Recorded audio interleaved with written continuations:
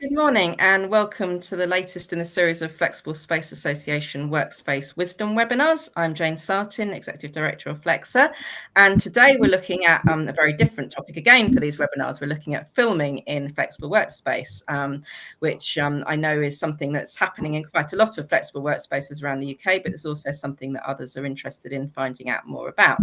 And we're joined today by Caroline Hamilton from Origin Workspace in Bristol, and Emily Christopher and Lily Gonison from Location Collective, a London-based film production agency. So we're going to chat through some topics that are relevant to this. There is a chat box if you want to put questions in there. We might take them at the end, but if there's something particular that comes up that you'd like expanded on a bit more, then please do put that in the chat box and we'll try and pick it up as we go along. So let's start. Caroline, if you could just introduce yourself and your company and what you do on a filming on sort of broad levels. Sure.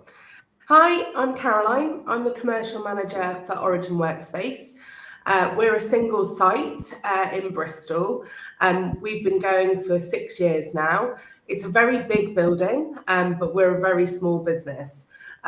So I guess we always look for opportunities to maximise space and the use of space and our revenue opportunities in the building when we do have some areas that are not in use. We in the building have meeting rooms, we have a lounge space, an event space, we have offices of different sizes, roof terraces and a gym. So the building is huge, so there's lots of different spaces within Origin that people are interested in using. So yeah, keen to talk about stuff today. Okay, thank you. And Emily and Lily. So we are both at Location Collective, and my role is Business Development Director. So I'm sort of responsible for the marketing, the PR, and sort of the partnerships with external stakeholders. Previously, I was managing the team that were responsible for the sort of low impact but sort of faster turnaround inquiries with much shorter lead time. So that team was called Express. And they managed things that were sort of unscripted, TV commercials, corporate videos, all those kinds of things. And Emily? Hello, I'm account director for scripted and film.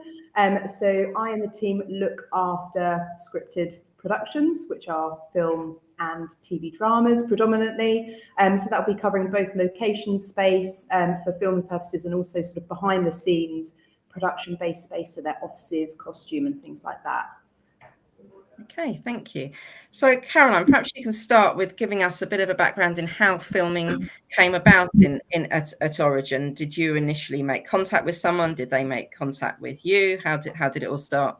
Yeah. So we opened our doors in 2019, and we were a project in two halves. So our second half of the building opened in 2020. Which, as we know, was a memorable year for lots of reasons. I guess what we knew when we opened was we had quite a unique space in terms of styling, and we caught the eye of a location company called Good Spaces in Bristol, who were working with Dyson at the time and who were looking for sort of a totally empty, large office space that they could film an advert in. And actually, they were doing a combination of video and photos, but it wasn't like a massive production, but they wanted somewhere that looked really pure. And because we'd only just opened and because we had this space available, it was kind of perfect for them.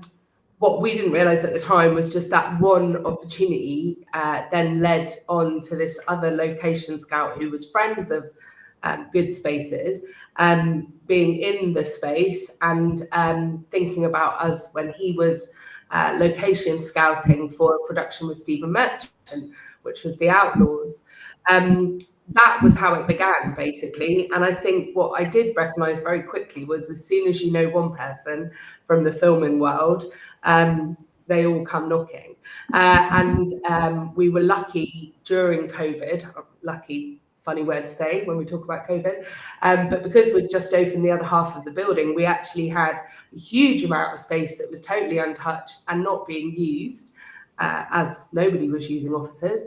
And so being able to offer that space not only to that production, but lots of other productions who were filming in Bristol at that time and who wanted easy access and copious amounts of space because of social distancing, because of the extra bodies who were required at that time, as part of cast and crew.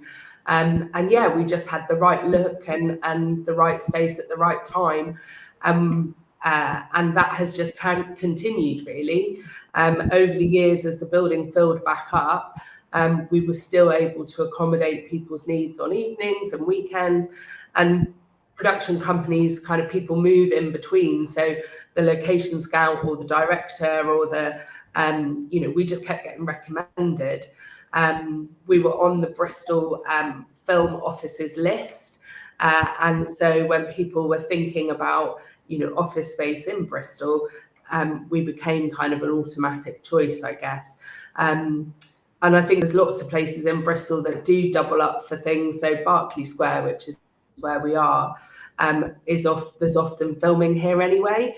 So we've even been involved in being, a green room or a canteen when people have been filming on the square, not necessarily using our space as a location, but more as, a place for the talent to be. So we had Emma Thompson using one of our meeting rooms on an evening because they were filming on the square. So I guess, once you're in it, it feels like people know that you're available. So yeah, that's kind of how it came about for us. Okay, thank you. So Emily and Lily, is that sort of standard way that this happens, or do places contact you, or do you go out looking for sites? How does that work normally? Yeah, so I mean, so our company was actually sort of set up in 2007 and based around the contacts that our founder had at the time. So we started off by basically speaking to connections in the industry that had filmed at different locations, and we built up our portfolio that way. So we started more as a location agency, and currently we have probably one of the largest portfolios in the Southeast, predominantly focused on London. And we do have a team of people that go out and look for buildings to source, to bring on, that we know are going to be of really high value to productions. But of course, we have people that drop us emails and call us saying, can we list our location with you, from office space to a residential house or a school or anything sort of in between. So we kind of get approached in both ways. And our locations, our building owners, we call our clients, and then our customer base are all of the production scouts, location managers, line producers. And we, not only have filming locations on offer, but as Caroline was saying, quite often they need a lot of room for support, sort of back of house, behind the camera filming space. So we also have sort of space for production offices, costume stores, anything like that, where they can really utilize the space for all of the other stuff that goes on behind the scenes as well. So our portfolio is pretty varied, but we do have sort of, two channels. We have a team going sourcing buildings, and also, people can sort of directly submit their locations with us as well. And if someone running Flexible Workspace thought their building might be suitable, what should they do to go about that? Would they find location agencies near them and send in photos, or what should be the process for that? Yeah, exactly that really. I mean, depending on, I know your members are obviously all over the place and regional. So the first sort of port of call we would always say is to find and contact your local film office. Like Caroline said, the Bristol film office, there will be, one in that region, and that's probably the first port of call. There will be agencies that are probably more specialised within those regions, but definitely having, as many photos as possible to send in the first instance. As much information as you can provide about the site. I mean, they might want things like floor plans and sort of any other documents to do with, I don't know, asbestos sometimes, or anything like that. Just any documents. I mean, anything else that you think they would? Yeah, I think just approaching with also an indication of roughly like the parameters of what you can offer on site. So never rule out an area within your building that you think, why would anyone want that? Because you'll be surprised. I've been in a grungy, not to say yours are, but an underground car park that was not attractive. Oh, they loved it. So you'd be surprised at what a production might be interested in. So I think understanding and providing that information when you're approaching your local film offices or starting to and agencies, and what you might be able to deliver on site in terms of when it might be available for as well. I think that's really helpful to give that early on. Okay. And so our members' offices are really variable in that some will be very high and look like 5-star hotels, others much more basic office space. Is there, would you say everything could be considered, or do you think people are looking for that, something particular always, and it has to be high-end office space?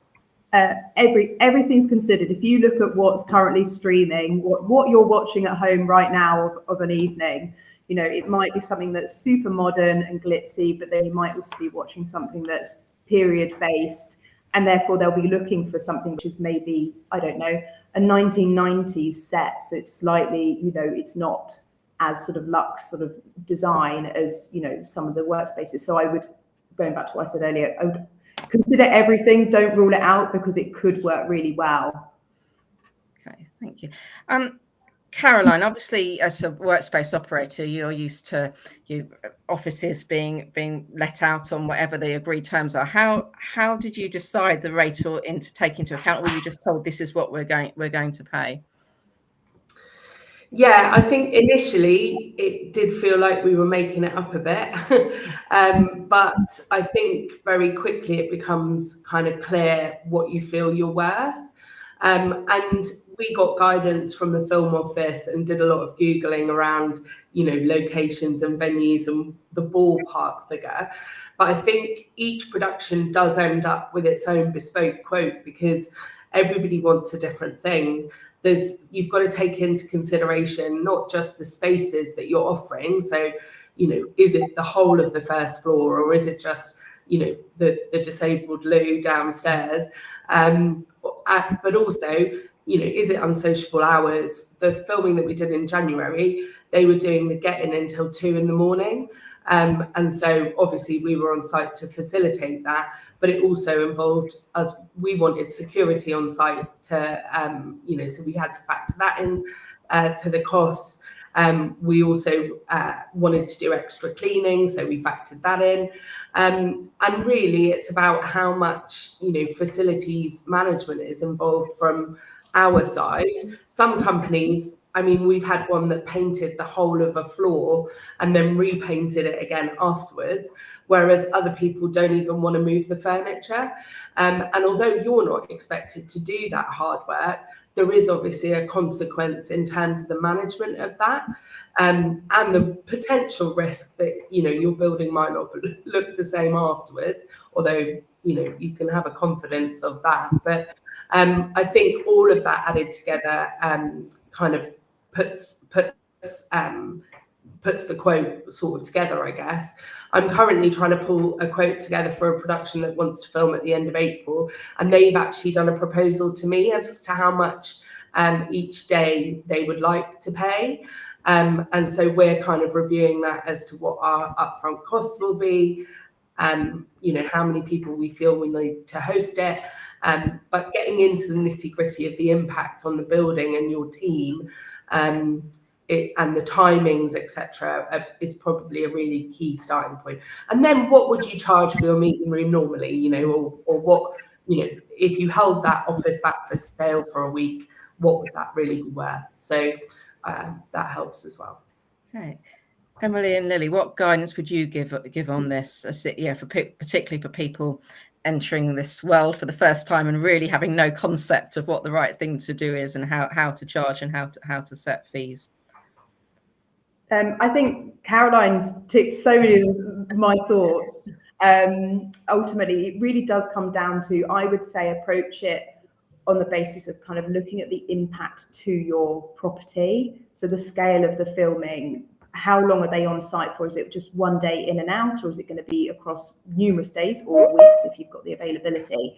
And so it might be a case of looking at, its impact, Industry standard might be helpful to know is typically there's a shoot day rate when they're actually filming and capturing material, and then we typically follow 50% of that rate for any prep or reinstatement days, which is when you've got crew on site getting stuff ready or finishing up, so they're not capturing material. So it's lower level impact. You're not going to have everybody, but there will be activity. So yeah, they typically follow 50% of the shoot day rate for those days. And if you have someone on site longer, but they're not working over a weekend but leaving things in situ, sometimes there's also a cost charge there. It's definitely a negotiation working with them.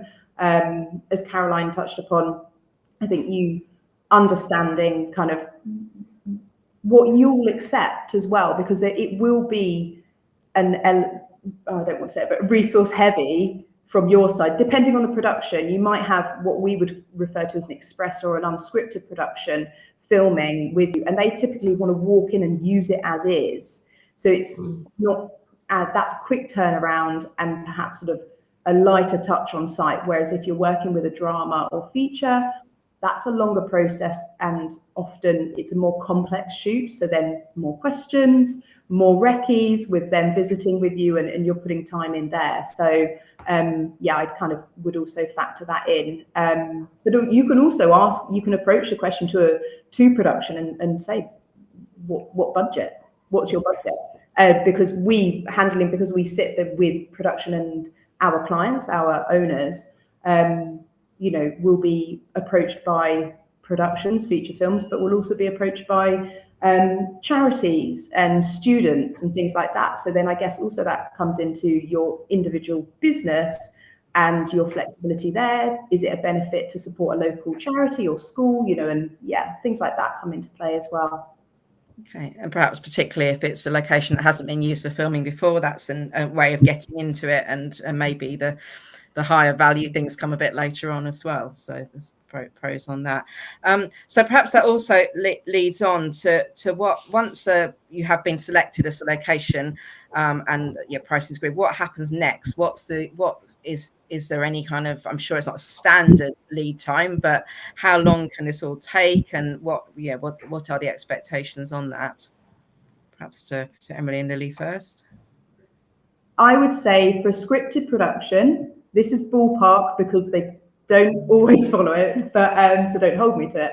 I would say we typically see about a 12-week lead time, ballpark. That's from the point of inquiry through to when they actually are hiring with you. They also might come to you with a couple of weeks' notice, a week's notice.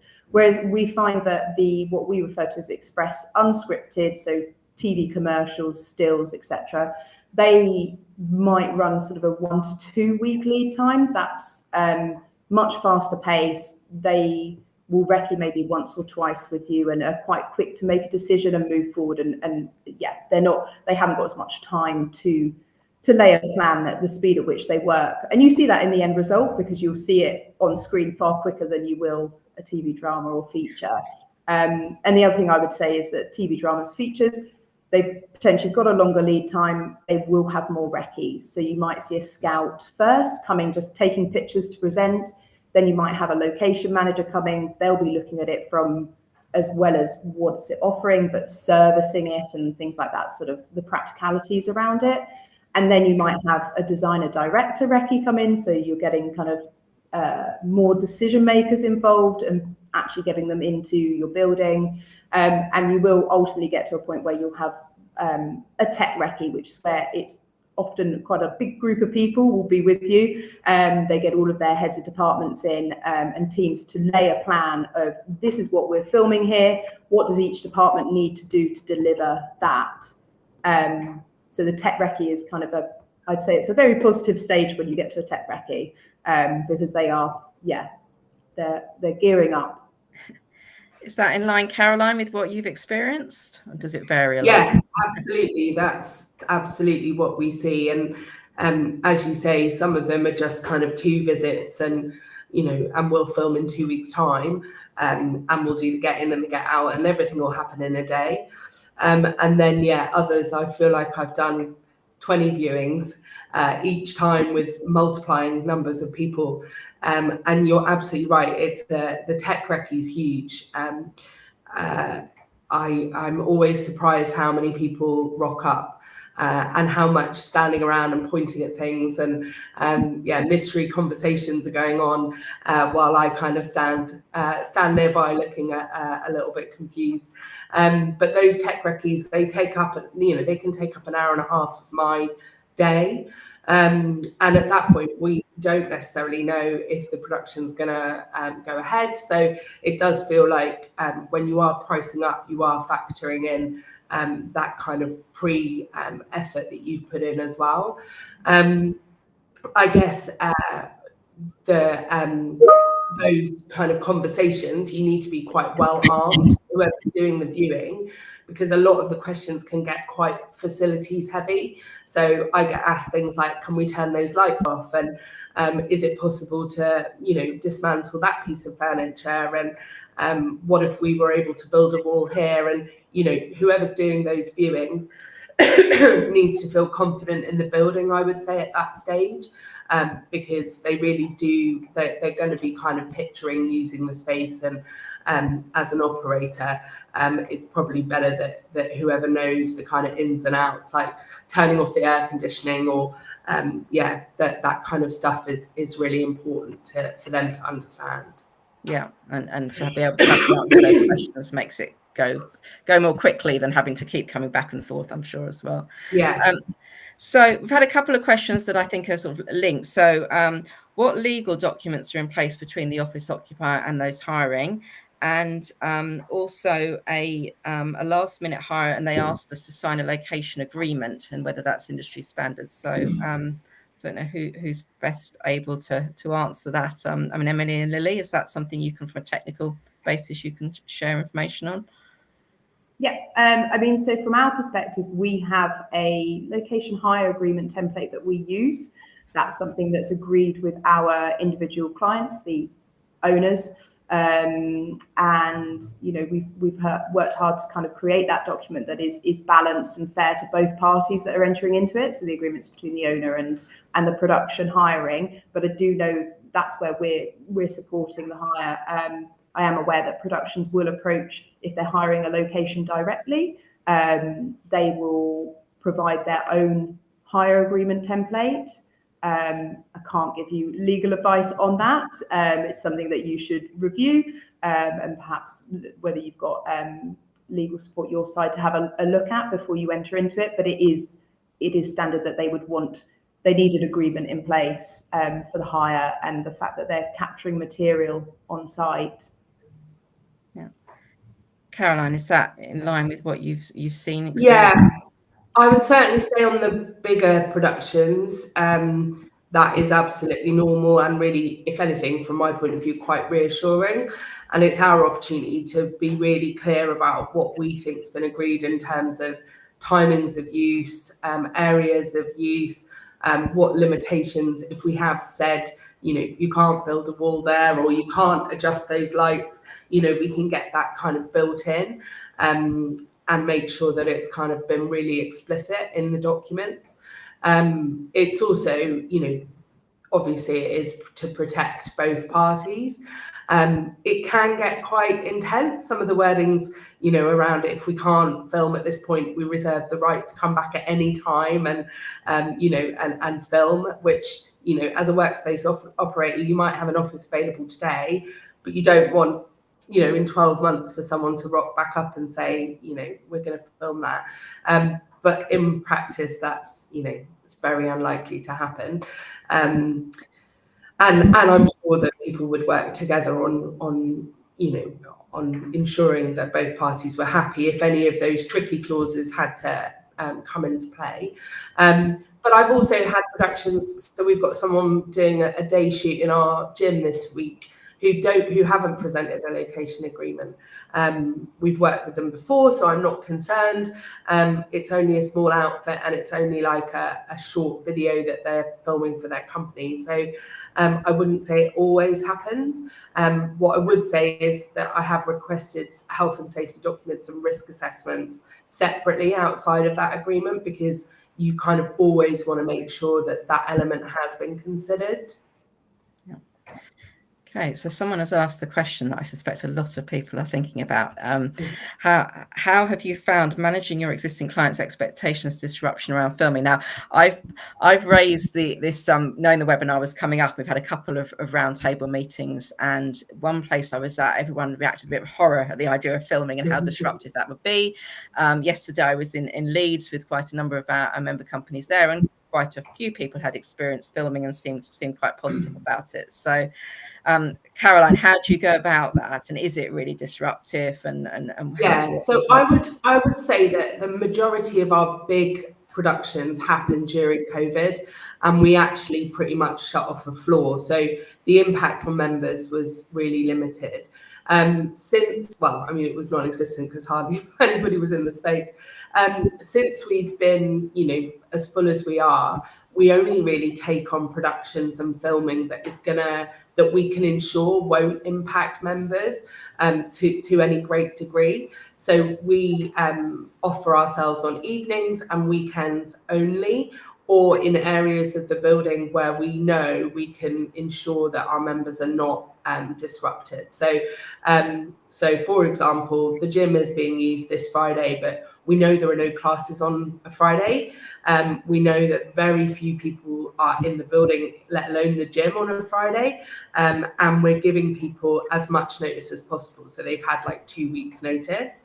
Our gym is open all the other times throughout the week and evenings, and it is still open on that day up until 12 o'clock and after 8. So it feels fair that we're not kind of restricting use.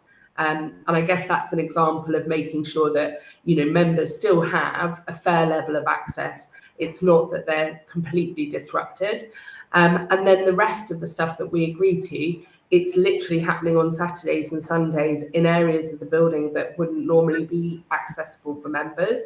And we do our very best to make sure that any pre-production, so any get-in, happens after hours, sort of thing, and that the space is back to normal again by Monday morning. So as far as a member is concerned, unless they passed by on a weekend, they would never know that it happened. That's the idea. I think members are very they can be quite excited by the concept that the building's been featured in productions. You know, it is kind of cool. So I guess that balances out some of the possible disruption that is caused.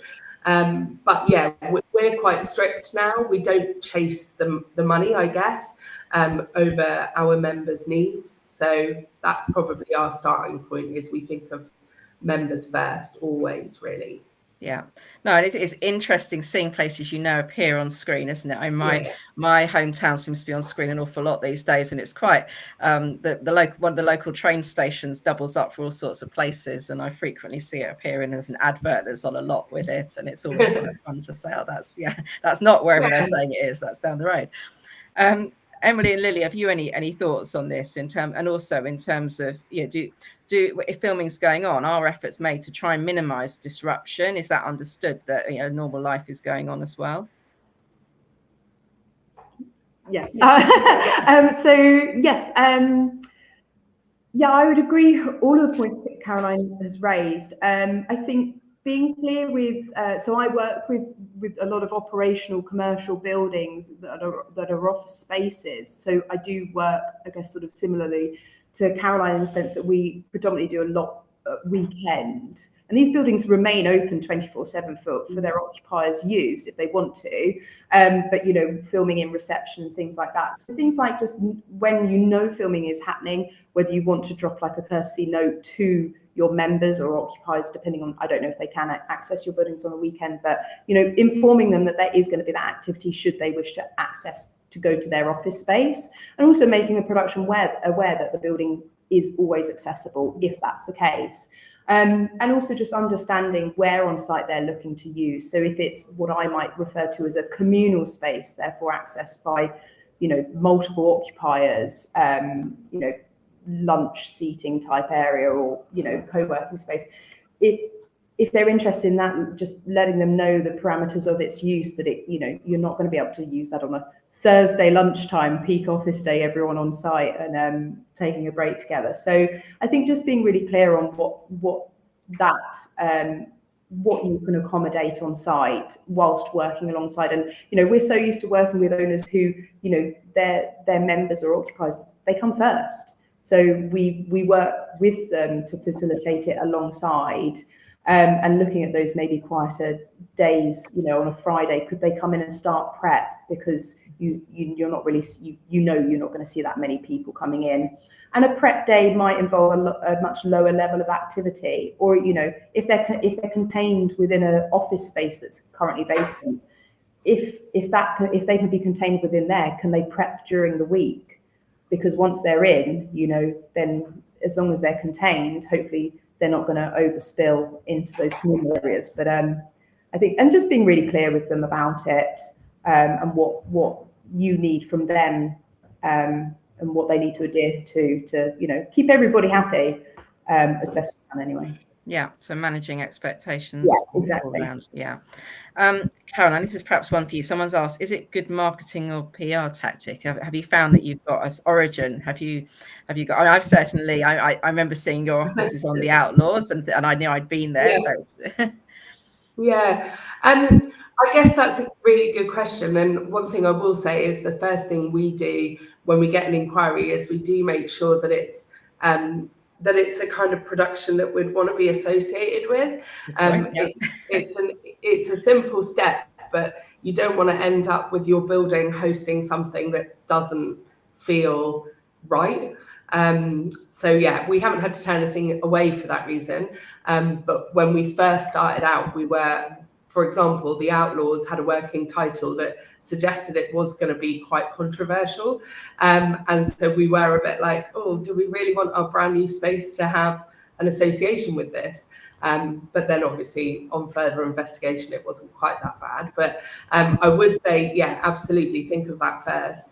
But then I guess it gives you something else to talk about, doesn't it? Like good marketing or PR tactic, it's another thing to put on to kind of, to describe your building as.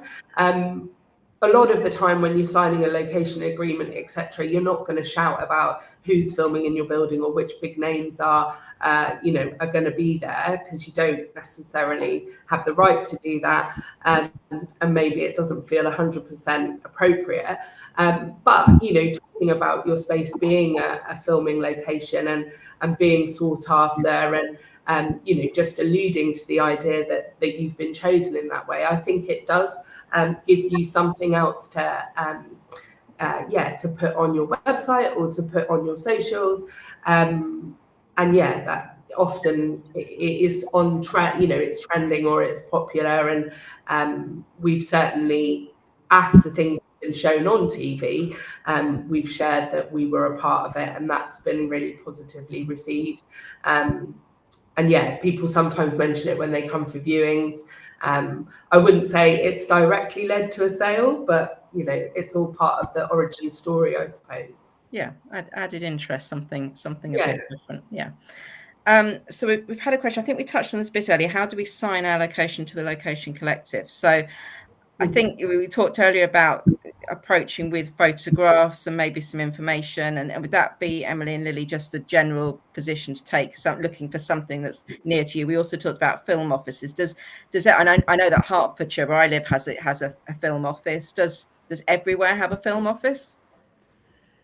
I think most boroughs there will be one. I mean, sort of, yeah, generally speaking, if you are unsure, you could even contact someone like the British Film Commission or the BFI, the British Film Institute, and they will be able to direct you to the right place as well. Obviously, if you're in the London area, then obviously that's our sort of remit. So we would, look at any submissions that are within our region. It would be going through to our acquisitions team, but we can drop an email if you are sort of in the southeast area. But I mean, just a quick Google of your local film office should sort of be the best thing. But the BFC and the BFI are also really good sources as well if you do need additional sort of direction. Great. Okay, thank you. So we're sort of heading towards, I think, the end. I think could maybe all of you give us some top tips to ensure that this process runs smoothly. If you've got that, you've signed up your workspace, the people filming have come in, and all of the entourage. What are the tips to ensure the process runs smoothly? Anyone want to kick off on that? Yeah, I'm happy to. So, in my experience, be ready to be as flexible as possible as a workspace, as a location. I think being ready to kind of offer up an area for the green room, an area for the dining room, car parking opportunities, being able to start early, work late, like that's gonna, if you're able to be super, super flexible, you're going to be able to maximize those opportunities and showcase yourself as being a good pick. So I think that's one of the reasons why, production companies have gone away and spoken positively, and we've received further businesses. We've never really said no to anything. We'll work in the middle of the night. We'll let people paint a floor. We have quite a lot of trust. And I think that is kind of something I would say, is that you have to have faith that the people who you're meeting with, they have done this before. They understand how to get in quickly and leave the place as they found it. So I think you have to surrender to it a little bit. While it's going on, it's crazy. In my experience, there's billions of people, loads of flight cases, so many cables, things that you couldn't possibly understand even what they're for.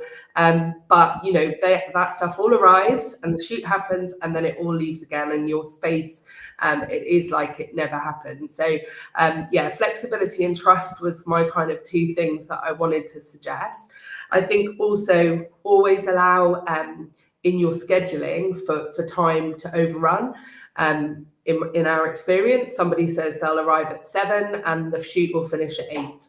You need to be ready to open your building at 5 in the morning, because there's always some part of the production company who is arriving a bit before then, like whether it's the security or the crew guys offloading or the portaloos arriving outside. You kind of need to factor in that they're saying 7 as a call time perhaps, but actually, often it's people arriving before. And when I've put together location agreements recently, I've made sure that we've specified any time overrunning as a cost, because if you're going to hang around hosting the building, and that perhaps you didn't plan for it, you don't want that cost of your work or your time to not be considered. So I think it also makes sure that the company you've booked are really clear on their timings, and it holds them a little bit tighter, but also ensures if you're compensated if the 8 o'clock finish suddenly becomes midnight, which it can happen, and we would rather they carry on shooting that day than need to come back another time. So yeah, I would suggest flexibility in timings as well.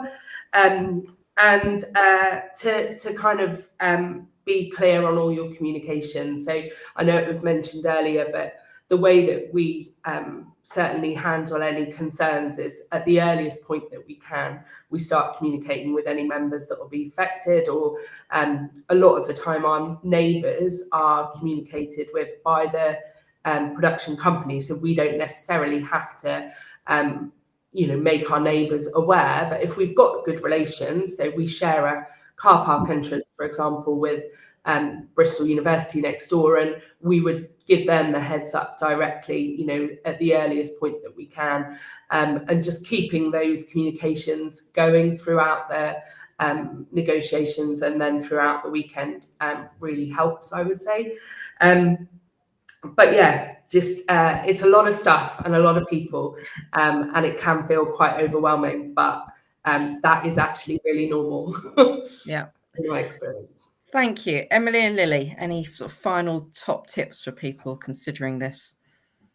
I had a couple of things to sort of pick up from what Caroline was saying, and actually something we didn't mention earlier about the legal documents is that there is, there's so much that is discussed. There's a lot of back and forth. So especially in the location agreement contracts. I know Caroline did mention it, but specifically what has not been agreed as well as what has, and just making sure everything is really clearly defined in there so that, you know, that is a legal document. And at the end of the day, when they're all finished up, you can say, you know, no, you do need to put that back because that's what we said in here, you know, that needs to be reinstated, or whatever it is that, you know, has and hasn't specifically been agreed. And then the other document we do always ask for on top of the RAMs is the public liability insurance, which obviously then, if anything were to hypothetically go wrong, you know, they have their insurance there. I mean, we normally say minimum of 5 million, normally 10 million for a commercial building. But that's another insurance, you know, for you as well, just to know that, you know, there is something there in place, and it also has the production name on it, which should match what it says on the contract as well. I mean, we're quite sort of, you know, very document heavy on our side, just to make sure everything is in check and in place. So even for something small, we would always recommend having something in there, just, you know, as a safety net. But always the RAMs, always the PLI, and the location agreement. But I think definitely in terms of flexibility, you know, for sure, because there's going to be last minute questions, or can we suddenly use this space, or actually we've, you know, something, we suddenly need another room for this actor or whatever, you know. So you might not always have it, but, you know, knowing what you're comfortable with offering, and also feeling comfortable to say no, because they will probably, you know, you give them an inch, they will try and run and take a mile. So just, yeah, I mean, Emily's had a lot of experience with that side of things. Yeah. It's my only thought, which taps into Caroline's, is I think solutions orientated approach, in the sense of you can say no to something, but can you offer an alternative as well? They'll ask for the world, you know, because then they'll get a sliver and it will be brilliant and what they need. But, you know, so being able to offer solutions, also things like, if you can't offer support space or parking, you know, you can just facilitate filming within an office space. Do you know of local car parks? Can you make a list just of some links of like, oh, you know, you could look here for parking, or we're next door to a university. I'm sure the production will already know, but university has so much space. Could they do crowd holding and catering and costume and have a base next door? And just having that kind of behind, you know, sort of armed, and just offering it up, so you're kind of thinking about the bigger picture, and supporting them as best you can, whilst, you know, ultimately the focus is your building, your property, and making it work there.